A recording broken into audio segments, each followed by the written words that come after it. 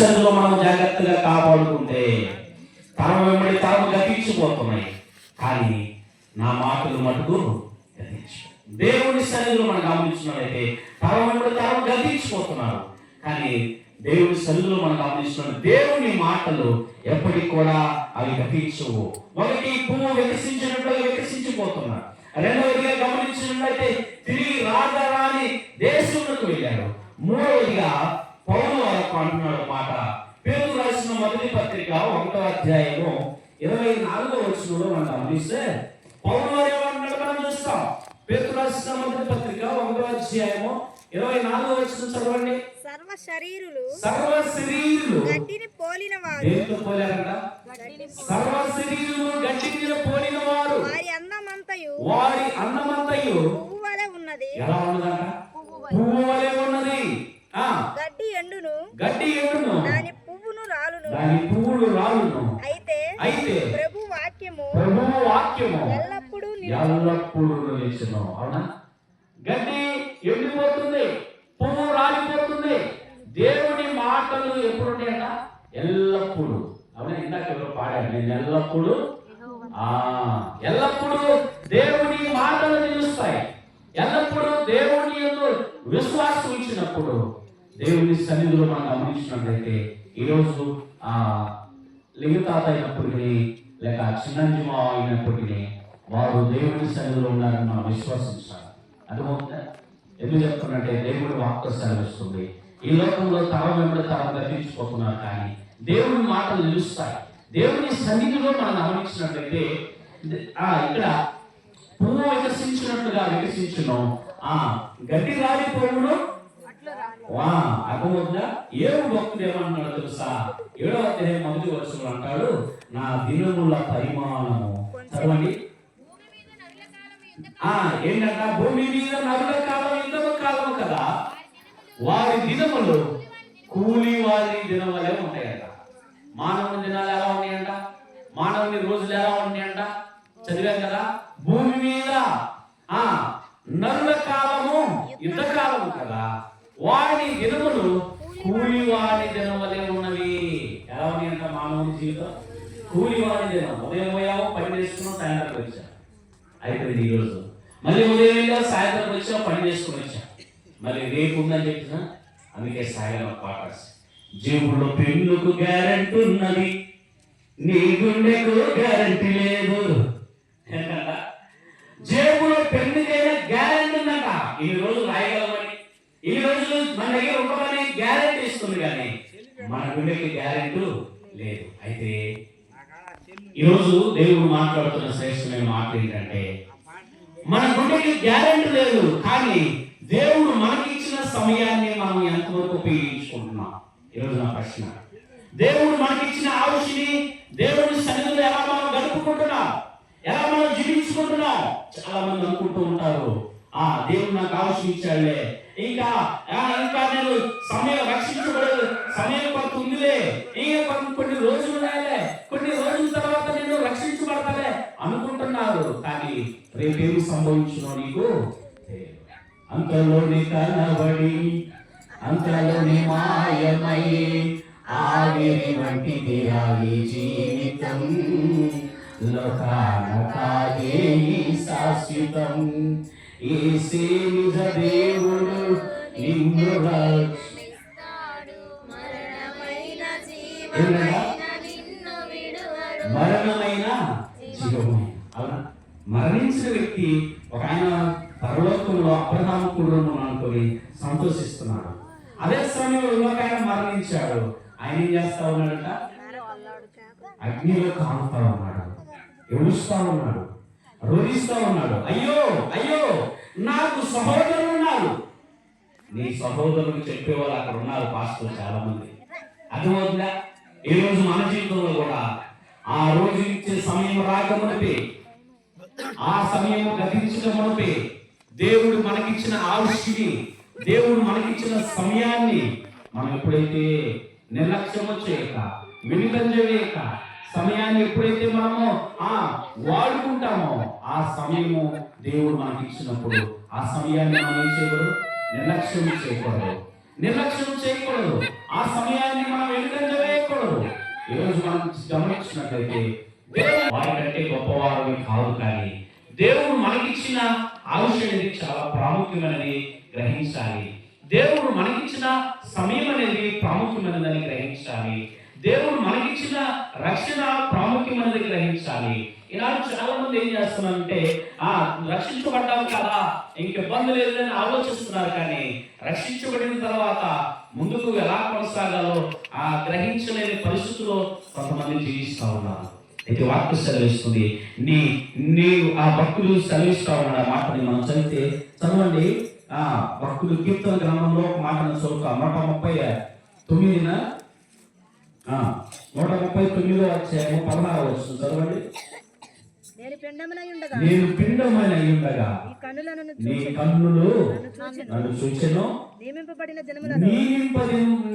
దినములలో ఒకటైనను కాకమునుపే నా దినములన్నీ నీ గ్రంథములో లెక్కించుకో భక్తులు అంటున్నాడు. అవునా? నేను పిండమనై ఉండగా తల్లి గర్భంలో రూపింపబడినప్పుడే నా దినములన్నీ నీ గ్రంథంలో అవునా లెక్కించుకోమన్నాడు. ఈరోజు మన జీవితంలో కూడా మన దినములు ఎంతవరకు ఉన్నాయి? అవునా? మాట చెప్పమంటారా? మనకి ఆయుష్ ఇంకా పొడిగిస్తున్నారంటే మనం ఎక్కడికి దగ్గర అవుతున్నాం చెప్తారా? ఎక్కడికి దగ్గర అవుతున్నాం? ఆయుష్ పెరిగిపోతా ఉందంటే ఆయుష్ పెరిగే కొద్ది మనం మరణానికి దగ్గర అవుతున్నామని జ్ఞాపకం చేసుకోవాలి. మరణానికి దగ్గరగా అవుతున్నామని జ్ఞాపకం చేసుకోవాలి. ఏ సమయం ఏం సంభవిస్తుందో, ఏ సమయం ఏం జరుగుతుందో తెలియని పరిస్థితుల్లో ఉన్నాం, తెలియని జీవితాల్లో ఉన్నాం, తెలియని ఒక భయంకరమైన పరిస్థితుల్లో జీవిస్తా ఉన్నాం. అయితే వాక్కు సెలవిస్తుంది, భక్తుడు అంటున్నాడు, నా దినముల పరిమాణం నీవు లెక్కించు. అవునా? ఇప్పుడు 139లో జరిగిన వాక్యం ఏముందా? మాట చక్కగా చదవండి. నేను పిండమనై ఉండగా నీ కన్నులు నన్ను చూసి. ఎప్పుడు చూసారట మన కన్నులు మనల్ని? పిండమనై ఉన్నప్పుడే. ఆరామం చూశాడు. ఆరామా నువ్వు ఎక్కడున్నావు? నువ్వు చూసినప్పుడు నేను దిగంబరి ఉంటున్నాను. ఎక్కడున్నా చెప్తాను. ఈరోజు మనం కూడా కాదు, నువ్వు ఎక్కడున్నావు అని మనం ప్రశ్నిస్తే మనం ఏం చెప్పగలం? ఏం చేస్తున్నావు అని అడిగినప్పుడు ఏం చెప్పగలం? దేవుడు మనకు సమయం ఇచ్చాడు. దేవుడు విలువైన శ్రేష్టమైన రక్షణ ఇచ్చాడు. దేవుడు విలువైన కుటుంబాన్ని ఇచ్చాడు. దేవుడు విలువైన సమయాన్ని ఇచ్చాడు. ఈ సమయం అనేది చాలా ప్రాముఖ్యమైనది. ఈ సమయంలో దేవుడు ఇచ్చిన రక్షణను నిర్లక్ష్యం చేయకుండా, దేవుడు ఇచ్చిన రక్షణను వెనుకంజ వేయకుండా, దేవుడి కొరకు ఆయన మనకిచ్చిన సమయం వరకు ఆయన రాకడ కొరకు మనం ఏం చేయాలంట? ఎదురు చూడాలి. తొలకరి వర్షం కడవరి వర్షం కొరకు ఎదురు చూసిన రీతిగా ఆయన మనకిచ్చిన రక్షణ కొరకు, ఆయన ఇచ్చిన రక్షణను నిర్లక్ష్యం చేయకుండా, ఆయన ఇచ్చిన రక్షణను ఏం చేయాలి తెలుసా? జాగ్రత్తగా గట్టిగా పట్టుకోవాలి. సాతానుడు దొంగిలించే సమయం వస్తుంది. సాతానుడు దొంగిలిస్తాడు. ఆయన దొంగిలించకుంటే మనం ఏం చేయాలి తెలుసా? నెలకోగలిగి చదువు. యెషయా గ్రంథంలో ఏం చేయాలంట మనం? ఎస్కేలు 38వ అధ్యాయం. త్వరగా రెండు మాటలు చెప్పి ముగిస్తా, సమయం అయిపోతుంది అనుకుంటా. 38. నువ్వు సిద్ధపడు, నీవు సిద్ధముగా ఉండుము, నీవు సిద్ధపడి నీతో కూడా కలిసిన సమూహం అంతటిని సిద్ధపరచు. ఏం చేయాలంట మనం? అల్లి చెప్పండి ఒకసారి. మనం ఏం చేయాలా? మొదటిగా మనం సిద్ధపడాలి. రెండవది మనతో కలిసిన వారిని సమూహం అంతటిని ఏం చేయాలా? సిద్ధపరచాలి. మొదటిగా ఏం చేయాలి? మనం సిద్ధపడాలి. తర్వాత మనతో కలిసిన వారిని సిద్ధపరచాలి. సిద్ధపడుమా ఓ సంగమా, సిద్ధపడుమా ఓ సంగమా. బయటికి అంటారా అన్నా?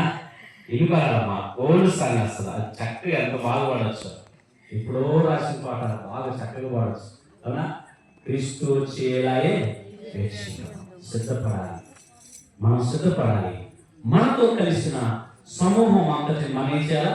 సిద్ధపరచాలి. నిజంగా ఈరోజు ఈ యొక్క జ్ఞాపకాల ద్వారా ఇక్కడ కూర్చున్న వారైతేనేమి, ఈ శబ్దం ద్వారా వింటున్న వారైతేనేమి వాక్యం తెలియజేస్తుంది. మనం సిద్ధపడాలి. అవునా? ఇప్పుడు మనం వెళ్ళేటప్పుడు పనికి వెళ్తున్నాం అంటే ఆ పనికి ఏమైతే అవసరం ఉన్నదో అది పట్టుకొని తీసుకొని వెళ్తాం. ఏ అవసరమో అది తీసుకొని వెళ్తాం. అది తీసుకోకుండా వెళ్ళగలుగుతాం? వెళ్ళము. కానీ దేవుడు మనకి ఇచ్చిన రక్షణను నిర్లక్ష్యం చేయకుండా మనం దాన్ని జాగ్రత్తగా పట్టుకొని మనం సిద్ధపాటు కలిగి జీవించాలి. సిద్ధపడిన వారు లోపలికి వెళ్ళారు. సిద్ధపడిన వారు ఎక్కడున్నారు? ఎక్కడికో పోయారు. కొట్లో తలుపులు తీసేసరికి అన్ని పోయేసరికి అవన్నీ తీసుకుని వచ్చేసరికి పెళ్లి కుమారుడు వెళ్ళిపోయాడు. అవునా? ఏమన్నాడు? మిమ్ములనిగాను మీరెవరో పొమ్మండి. అవునా? మీరెవరు తెలియదుగా. తలుపు వేయబడింది, పెళ్లి కుమారుడు వెళ్ళిపోయాడు. కానీ సిద్ధపడిన వారు జీవితాల్లో దేవుని రక్షణ చూశారు. సిద్ధపడిన వారు ఓడవరికి వెళ్ళారు. సిద్ధపడిన వారు ఎలా ఉన్నారు? ఎక్కడున్నారు? మరణించారు. ఈరోజు దేవుని వాక్కు సెలవిస్తుంది, సిద్ధపడిన వారే దేవుని సన్నిధికి వెళ్తారు. దీపం ఉండగానే ఏం చేయాలట? ఇల్లు చక్కబెట్టు. అంటే ఏంటి? దీపం ఉండగానే దీపం అయిపోయిన తర్వాత అగ్గి పెట్టాడు, కోరుతాడు, అన్ని దేవుడు పెడితే ఈలోపు టైం అయిపోతుంది. అర్థమైందా? మన సమయం అనేది విలువైనది గ్రహించుకోవాలి.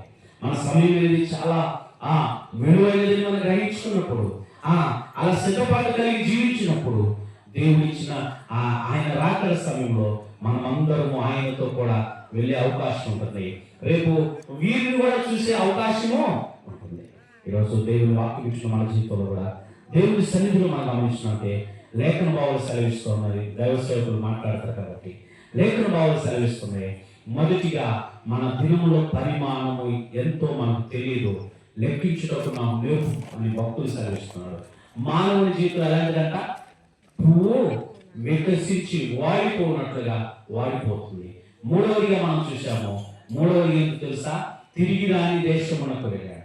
తిరిగి రాని దేశమునకు. అవునా? ఒక ఊరు వెళ్తే హైదరాబాద్ వెళ్ళినా, లేకుంటే చెన్నై, మద్రాసు ఎక్కడికి వెళ్ళినా పలానా చోటకి వెళ్తున్నాను, పలానా రోజు వస్తానని చెప్పగలం. కానీ మరణించిన తర్వాత నేను మళ్ళీ వస్తానని చెప్పలేదు. అందుకే రాజు గ్రంథంలో భక్తుడు అంటున్నాడు, మరణకాలం సమీపించినప్పుడు తమ కుమారుడైన సొలొమోనుతో అంటున్నాడు, అయ్యా నేను మరణించిన నిబరము కలిగి ధైర్యం తెచ్చుకొని నీవు జాగ్రత్తగా నీవు ఏ పని పూనుకున్నానో దేవుడు అది సఫలం చేస్తాడు. ఈరోజు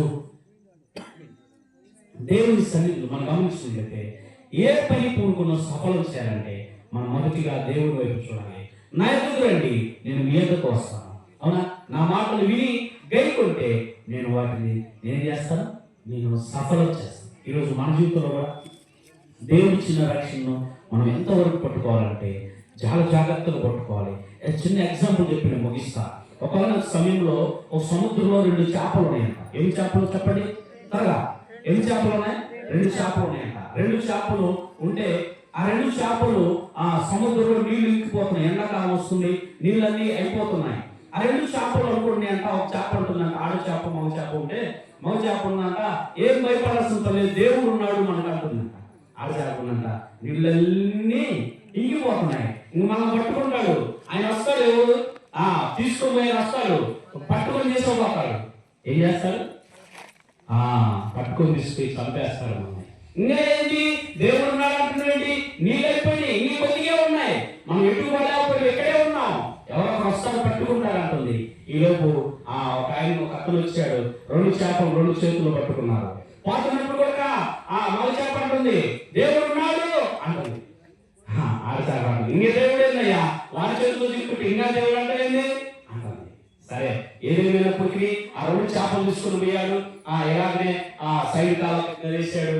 కాసేపు ఎవరో వస్తే మాట్లాడుతూ ఉన్నారు. కాసేపు మాట్లాడుతున్న సమయంలో ఈలోపు కొంచెం తుప్పలు పడతా ఉన్నాయి. వర్షం పడుతుందని చెప్పి పక్కకి వెళ్ళారు. బాగా ఫుల్ వర్షం అయింది.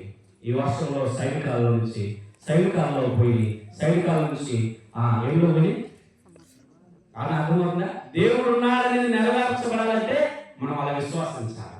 దేవుడు ఉన్నాడు కార్యం జరిగించాలంటే మనం అని నమ్మాలి. ఈరోజు వారి జీవితంలో దేవుడు ఉన్నాడని చెప్పి విశ్వాసించారు. దేవుడు వారిని రక్షించాడు. ప్రాణం హాని సందర్భంలో కూడా వారిని రక్షించాడు. వారు సముద్రంలోకి వెళ్ళడానికి దేవుడు సహాయకుడు. ఈరోజు నా జీవితంలో మనం దేవుడు ఉన్నాడనే విశ్వాసం ఉంచాలి. మనం ఇక్కడ జీవించినంత కాలము దేవుని కొరకే జీవించాలి. భక్తులు పాడతారు, చావైనా బ్రతుకైనా నీ కొరకే దేవా, చావైనా బ్రతుకైనా నీ కొరకే దేవా, నీ సాక్షిగా నేను. అవునా? చావైనా నీ కొరకే దేవా, నీ సాక్షిగా నేను జీవిస్తాను. నిజంగా అటుంటే దేవుడు స్తోత్రం. ఇంకా దేవుడు ఏం చేస్తాడు? దీవిస్తాడు. ఈరోజు మన జీవితంలో కూడా దేవుడు ఇంకా దీవించాలంటే మనం అందరూ విశ్వాసంగా దినముల ప్రయాణం లెక్కించుటకు నాకు నేర్పుము, నా దినముల పరిమాణము నువ్వు పెద్దలంతగా చేసిన భక్తులు అంటున్నాడు. ఈరోజు మన దినముల ప్రయాణం మనకు తెలియదు, కానీ దేవుడు మనకి ఇచ్చిన సమయం ఎంతవరకు ఉంటుందో తెలియదు. కానీ ఇప్పుడు ఈ కుటుంబం ద్వారా దేవుడు ఈ వాక్యాన్ని వినిపించడానికి, ఈ వాక్యం వింటున్న ప్రతి ఒక్కరి జీవితంలో దేవుడి మాటలు సెలవిస్తుంది. రక్షణ అనేది విలువైనదని గ్రహించాలి. చాలా మంది ఏమనుకుంటారంటే రక్షించబడ్డాను, బాప్తిసం తీసుకున్నాను, నాకు ఇంకే బాధ లేదు. అప్పటి నుంచే బాధ ఉండేది, అప్పటి నుంచే కష్టాలు వచ్చేది, అప్పటి నుంచే ఇరుకులు ఉండేది, అప్పటి నుంచే ఏముంటాయి అన్నీ. అవునా? అవన్నీ ఎదుర్కొన్నప్పుడే అప్పుడు పందె ప్రారంభంలో పోరాడు అనేకులు ఉన్నారు, బహుమానం ఉన్నది మరి ఎందుకని అంతమంది పోరాడినప్పుడు కానీ సిద్ధంగా వాళ్ళు కదా, కానీ ఒక్కరే పొందుకుంటారు. ఆ ఒక్కరి బహుమానం పొందుకోవాలంటే ఆ ఒక్కరు ఎంత ప్రయాసపడాలో ఆ ప్రయాసపడినప్పుడే ఆ బహుమానం దొరుకుతుంది. ఈరోజు మన జీవితంలో కూడా మనము అన్నింటిలో దేవుడి సన్నిధిలో ముందు కొనసాగుతూ పోరాడుగా మనం దేవుడి ఇచ్చే బహుమానం కొరకు ఎదురు చూస్తాం. ఈరోజు ఈ రాత్రి ఈ వాక్యం ఇచ్చిన మన జీవితంలో కూడా ప్రతి ఒక్కరి జీవితంలో దేవుడి ఇచ్చిన నిర్లక్ష్యం చేయకుండా ముందుకు వెళ్దాం. దేవుడి మాటలు దీవించును గాక.